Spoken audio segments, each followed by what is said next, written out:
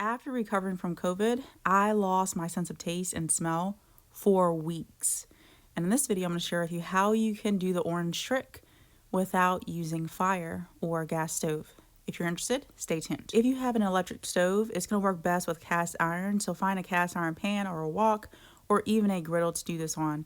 And you're going to take the orange and place it in the pan or wok or griddle, whatever you have, and let it roast on the outside. Now, if you do it this way, it's going to take a very long time. So I would recommend cutting it up if you want to cut down on the time that you are cooking it.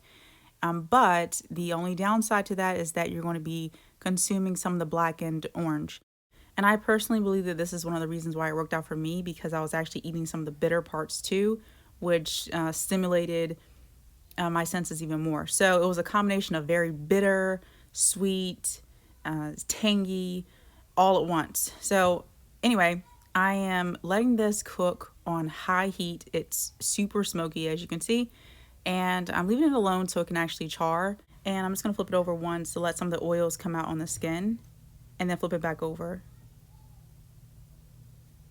To make it easier to eat, I went ahead and cut it again in quarters, and then I turned it so it can brown on the uncooked side. So I'm going to leave that alone for 2 more minutes, and then I'm going to top it with some brown sugar and give it a try. So again, if you don't want the char on it, just cook it whole and then peel the orange, of course, and then add the brown sugar.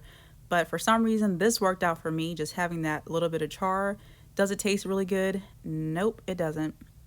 But it definitely brings back the taste and smell, or at least it did in my case.